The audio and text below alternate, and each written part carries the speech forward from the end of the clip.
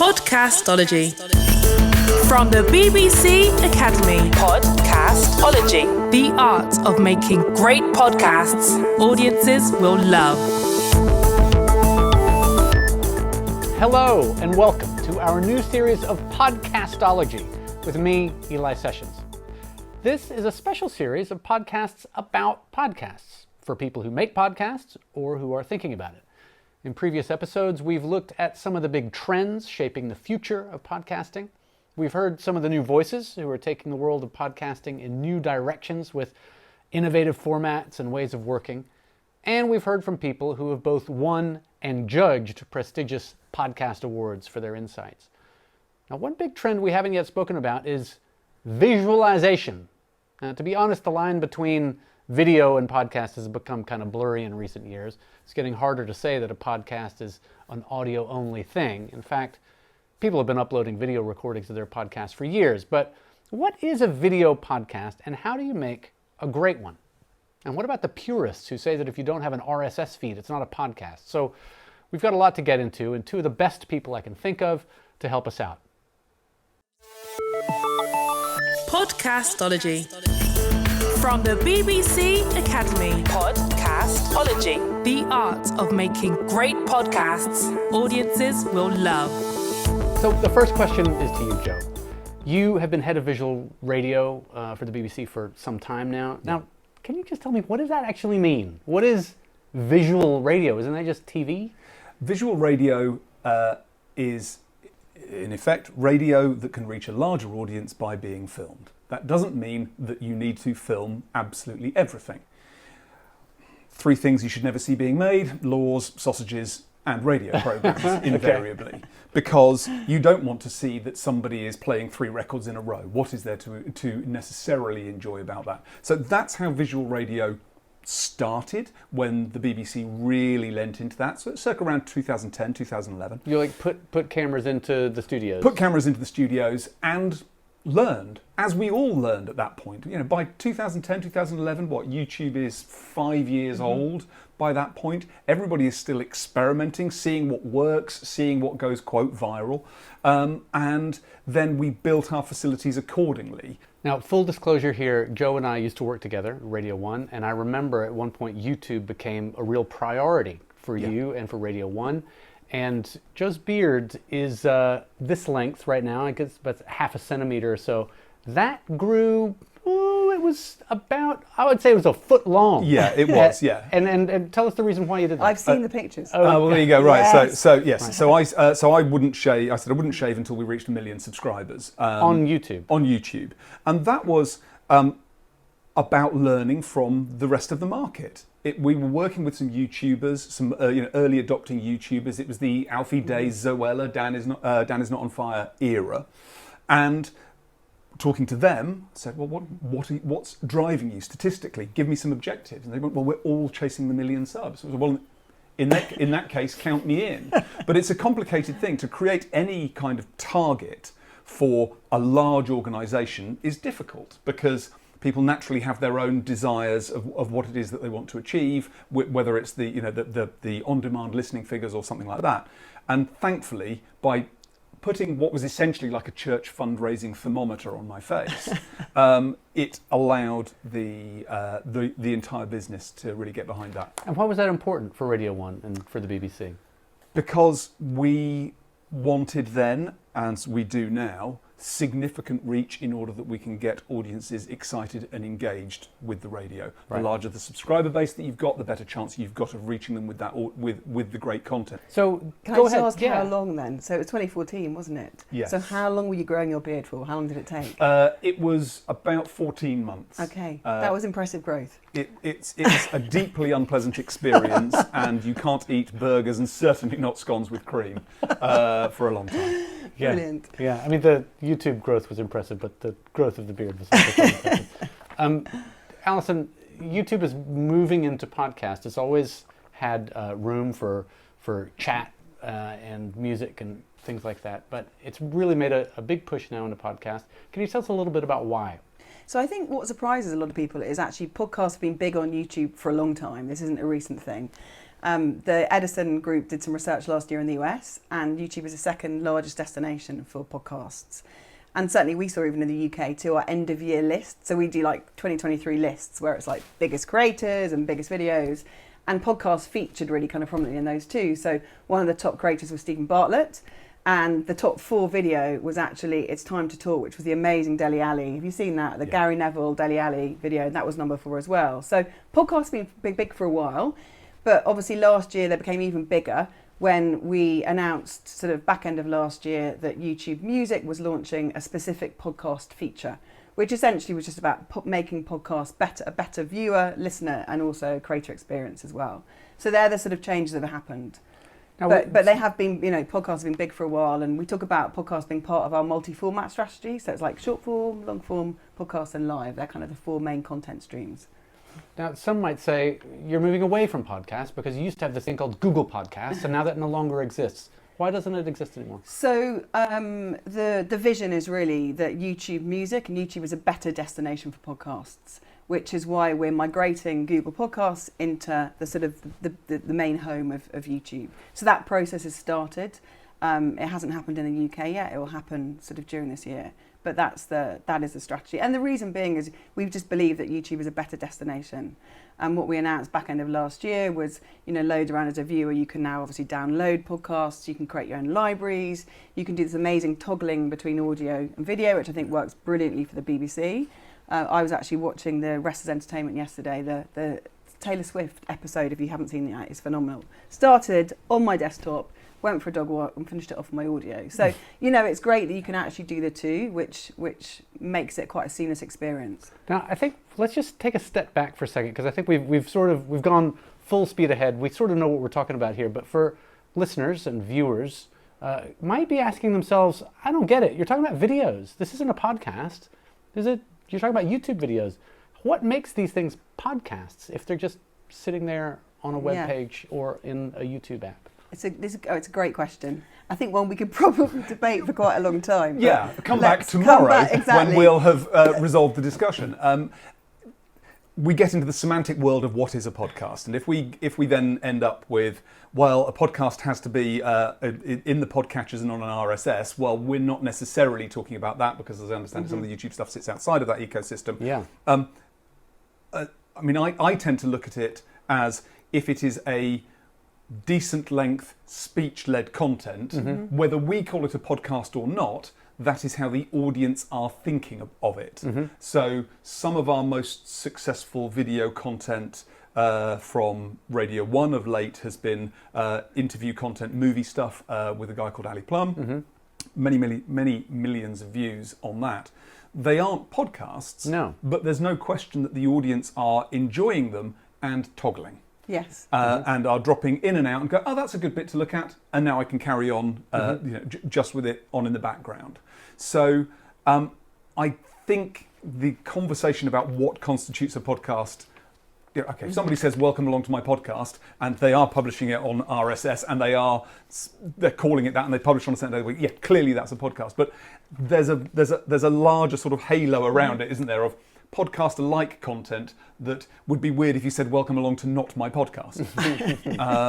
So that's sort of my view on it. I mean, it feels a little bit like the days of vlogging. I mean, a vlogger, what do? They sit there in their bedroom, they talk at the camera, it's kind of speech-led, you can watch if you want. Doesn't seem like a lot of difference. I mean, to build on what you're saying, it's definitely theme-based, so, I think that's important. It's like you're often going quite niche or quite specific. I see. And it's informal, I agree, that's the same with vlogs, but it's intimate, quite often you've got this incredible community that you're building with the host and also the listeners as well.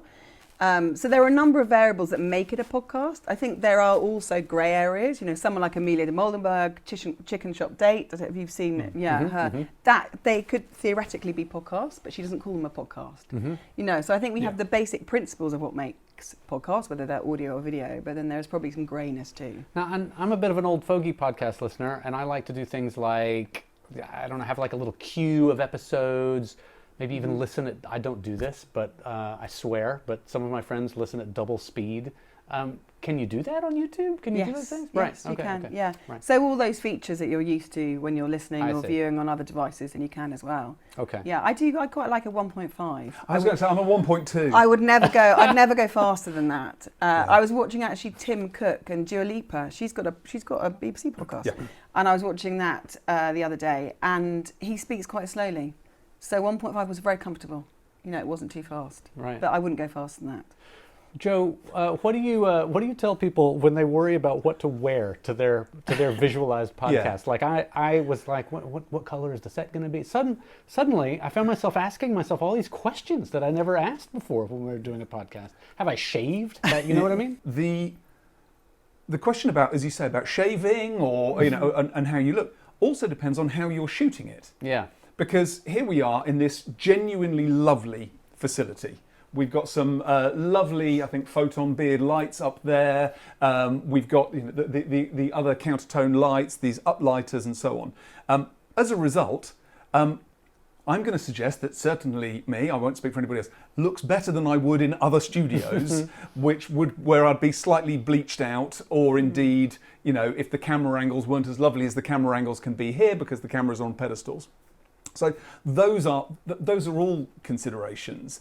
Largely, it's up to the individual, isn't it? It's that's the democracy, for want of a better word, of podcasts. Is you go look however you want to look, how you feel comfortable looking on camera, but don't come back afterwards and ask to look slightly different. As one guest we had come in and was interviewed, and they came back and asked for smaller eyes, which was quite difficult to accommodate. There's only so much you can do in the edit.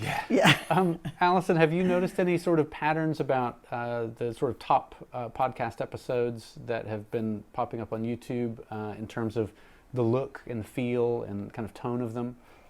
I think there's, what I would say about a lot of YouTube podcasts is that they are, they have quite an informal feel to them. Right. Whether that is a simple studio setup, like a kind of Stephen Bartlett, or I do notice actually more of the sort of Gen Z ones are a bit more location based. They could be out and about a bit more.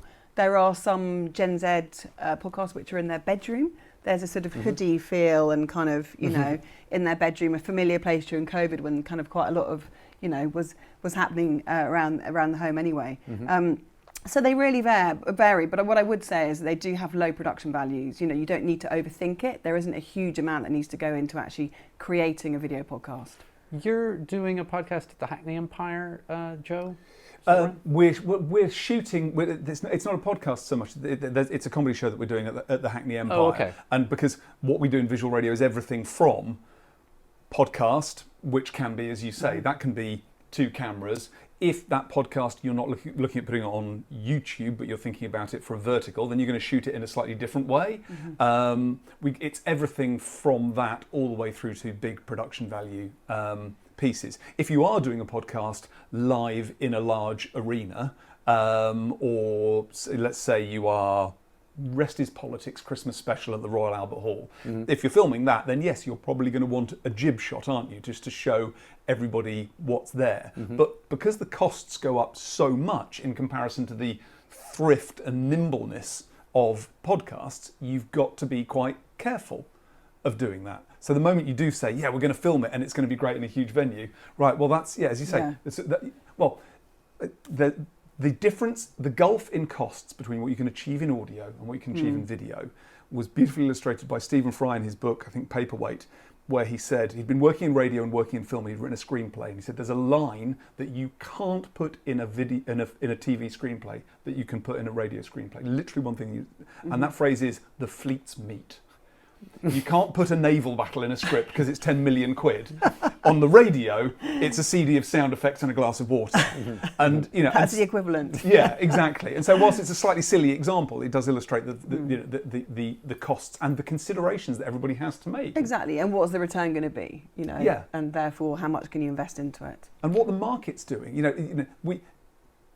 I think we've all been consuming YouTube enough to know that we didn't necessarily anticipate that a double bed with some fairy lights around the headboard of it would become the look for about 3 years for every young woman vlogging from home. that was just something that sort of emerged and went, oh, okay, and so we're all still looking around for what those emerging trends are. Speaking of emerging trends and ways to save money, has anybody ever proposed an AI podcast, AI-generated podcast to you, Joe? Perhaps with AI-generated visuals? Perhaps with AI-generated audio? Obviously, like everybody, we're looking at what AI may be able to achieve, but equally, we're all being very cautious and careful about it. Yeah. I've not yet seen much evidence that the artifice can give me LOL, OMG, or WTF. Yeah. And those are the three things that we look for invariably for what's actually going to drive audience engagement. Perhaps AWW, as well as a fourth, but largely it's LOL, OMG, and WTF. A big part, this isn't AI, but a big part of what YouTube offers to audiences is its incredible algorithm, which everyone is kind of in awe of how good it is at sending you down rabbit holes of content that you're interested in. And I wanted to ask you about that.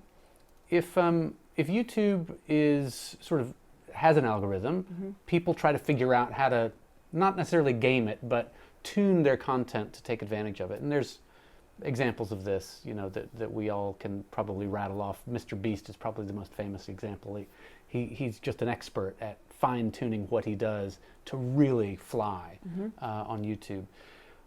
That puts media companies like the BBC into a funny kind of a bind, though, from a certain point of view, which is that if we do the same thing, then essentially it's YouTube and the parameters that the algorithm uses to promote things that is kind of editorially directing what we do in a way, the kinds of thumbnails that we create, the kinds of headlines we write, even the content of the video. But if we don't play that game, then we might find ourselves disadvantaged when it comes to the algorithm giving promotion to this thing or that thing. What do you have to say to either media companies or individual creators who are trying to sort of navigate that line between tweaking what I'm doing to sort of surf the zeitgeist of what seems to be popular on YouTube right now and being really independent creatively? I think the audience is the algorithm. So essentially the content that you get served up is very different to what I see based on my viewing behaviour. Right. So I think that is really important to understand. It's based on what you watch, what you will watch, and that's why we've got a very different YouTube homepage, or music homepage to each other. And ultimately, we work really closely with media companies, with obviously the BBC, Channel 4, Sky, in terms of making sure that the content that's created is made for YouTube where it needs to be, where it's edited. And sometimes it's the existing long-form content as well. But it's around experimenting and understand what works best for the audience. I know initially there was a lot of pushback with shorts, in terms of like, how will it work? How can the BBC create content that works really well in under a minute? And you think of someone like Philomena Kung. She has like 48 million views on one of her pieces of short form content. So there are ways of doing it without being clickbaity. That is very good editorial content that's being created, but being created in a different format. And so it is still creatively, you can still have the same creative integrity that you had before, but it's just thinking about doing it in a slightly different format based on what the audience is looking for. Okay. 7 of our 10 most watched videos this last year were shorts. Right. Interesting. And that's and that's causing us to think about, well, how do we, if that's the case, how should we be making the content? Because we've always traditionally gone along, right, there's a 2-hour radio show, what's the 5-minute video bit? But that 5-minute area seems to be drifting a little bit. We're seeing much bigger success in shorts and with the longer form stuff. So you actually start going, well, there's the 2-hour radio show, what's the minute-long short? Exactly. Is that part of a 20-minute long piece that goes elsewhere? Yeah, and it's it's just a great teaser as well. It's a great teaser to promote the longer form content and also podcasts. We're seeing actually that podcasts are doing very well being promoted via shorts as one of the ways. So it's thinking about the combination, that's a multi-format I mentioned at the beginning. Well, Joe, speaking of multi-format, I wanted to ask you, are we a little late to the party with visualized audio? If you open up BBC Sounds, you can't see any of the stuff that's there. Is the world's longest standing public service broadcaster behind with the concept of filming stuff? I'm going to say Well, we film plenty of stuff, but you Yeah. can't find it when you pop open BBC Sounds. No, but you can find it on iPlayer. Okay. In certain scenarios, when the quality is of that which matches the expectations of iPlayer. Right. If we had somebody who was making a podcast and it was at home in their bedroom and it's a one-camera shot, we would be resistant to putting that on iPlayer. So where's the home for that? So the home for that is on various social video platforms, including YouTube, to drive audiences back to the BBC.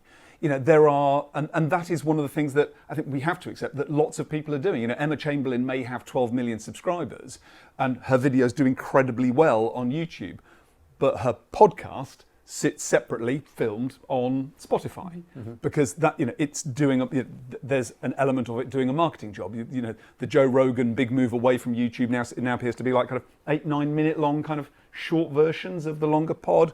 Click here to listen. So I totally agree that you've got to film it or it didn't happen. Absolutely. But what we haven't seen on Sounds is evidence that there is likely to be much of a toggling behaviour. And What do you mean by toggling? As in I'm listening now. I'm just checking out the video of it. Now I'm not. Right. Because not least you don't want to create an expectation that every podcast is going to be filmed. Would Serial have been better if it was filmed? No. There are so many podcasts that wouldn't have been better if they were filmed. So we're not seeking that. But we've done stuff with, the Obsessed with Peaky Blinders. That was actually on BBC Three. The Jamie and Spencer podcast was filmed. That was available on iPlayer. And I would cite all of the Ali Plum stuff that we've done, doing 10 million views, I think it is, on a piece with Tom Holland, a long chat with Tom Holland. That's there in that space because I'm in the mood for a nice 20-minute chat with somebody, with these two people. They're really entertaining. Okay, and then people are toggling around. And it certainly are. We obviously work very closely with the BBC, and there's sort of really good experimentation going on across the board. So BBC World Service is now quite a lot of content. It tends to be audio content. So things like Bad Cops, it's just the audio version. And then Sounds, it looks like it's more sort of Gen Z content. So like the Dua Lipa podcast I mentioned earlier, Impressed, and various others. And then interestingly, studio. So I noticed that Doctor Who, there's a Doctor Who podcast, which is on YouTube, which is fantastic. And that's video, that's a sort of more of a kind of studio setup. And so, it's that testing of different formats, different target audience on YouTube, but ultimately also there's the on platform and the iPlayer version. Which is where we've got to bring people.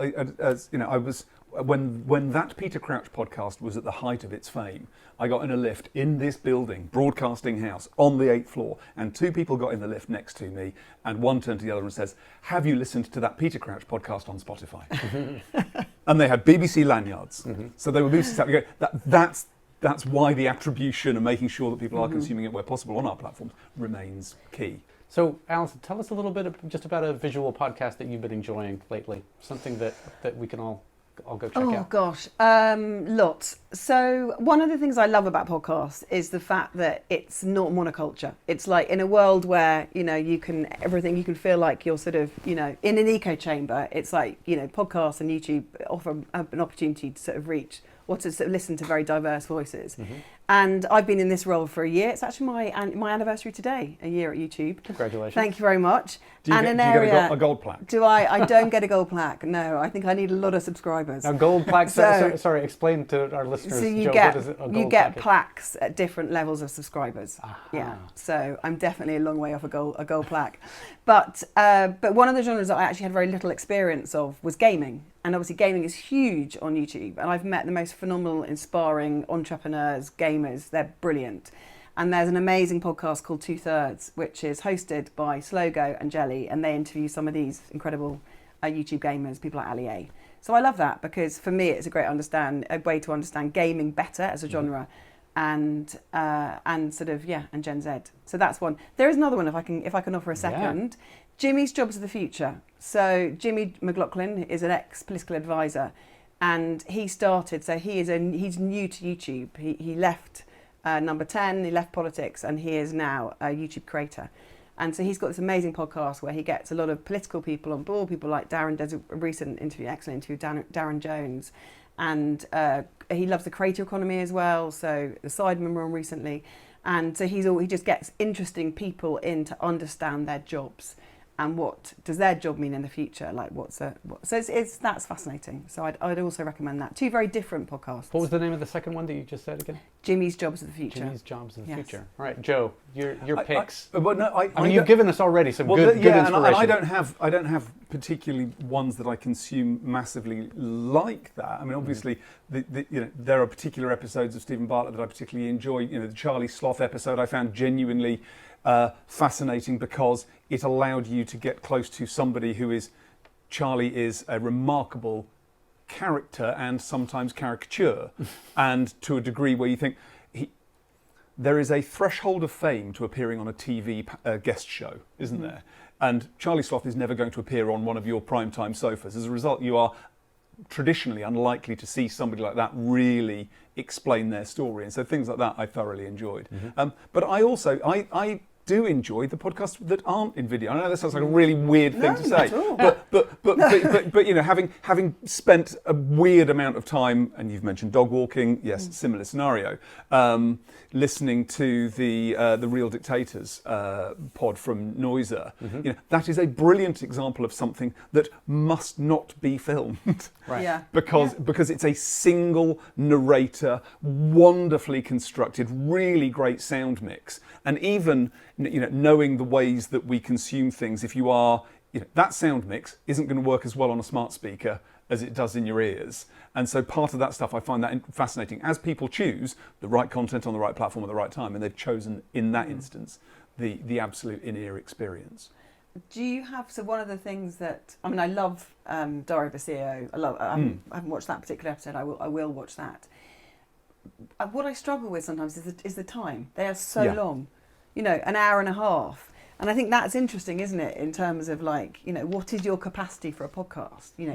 Is it an hour and a half, 2 hours? Or and I've always assumed that because the analytics are available to you at the back end as a creator, that they must be looking at the numbers and they're going, wow, they ate that up for 1 hour 37. Who knew? Because there must be definitely. The durations, as you say, seem to be getting longer and longer. Yes. And in turn, I don't know, are people, well, the interesting question: would you listen to a 2-hour podcast at normal speed? We've opened up that particular question. I don't know. Maybe people are listening to these and going, actually, I've only got 45 minutes a day, so I just speed it up to whatever that takes. I don't know. Yeah, they're incredibly well edited.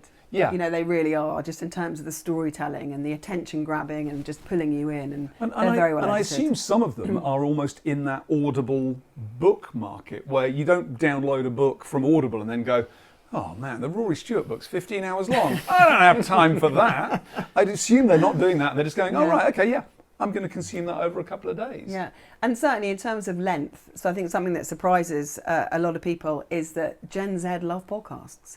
We have this perception that Gen Z just constantly scrolling and looking at short form content, but they love podcasts. So half of Gen Z watch podcasts. And, they're massive on YouTube. They love the authenticity of them, the fact that it feels very intimate. You're sort of lifting up under the bonnet of, someone's life. And also the aesthetic, the aesthetic of, I'm sure they'd love this, the purple, the fern. And so I think that's really interesting in terms of sort of longer form content as well. And the fact that, going back to, again, what we were talking about incremental audiences, video podcasts are a great way to reach that. And I know the BBC is really targeting for podcasts under 35. But that is the incremental opportunity on YouTube, the fact that it's a younger audience as well. So there will be those who will always have a preference for audio. I mean, I'm certainly audio and visual. I'm a kind of a hybrid viewer listener. But Gen Z really love that viewing experience. Yeah, and that point about scrolling, as one member of my team said to me today regarding that, they said, well, yeah, but the difference between little bits of podcast on TikTok and the podcast on YouTube is it's distraction and consumption. Mm-hmm. I'm actively wanting to be distracted by TikTok. I'm actively wanting to consume on YouTube. That's the difference. Well, when you're enjoying it, you want to spend more time with it, and I've thoroughly enjoyed this conversation with both of you. Is it over? Yes. Oh, Oh. But thank you very much, Alison. Well, thank you very much. yeah. I thoroughly enjoyed it too, and I feel like there are a couple more podcasts that we could still discuss. Yeah, absolutely. Thanks to my guests, Joe Harland and Alison Lomax. And thank you for listening to this podcast about podcasting, in which we've looked at how the world of podcasts and video are coming together and how to make visual audio for the uninitiated. You can find more episodes in this series by going to the BBC Academy website and searching for Podcastology. And finally, from me, Eli Sessions, thanks for listening.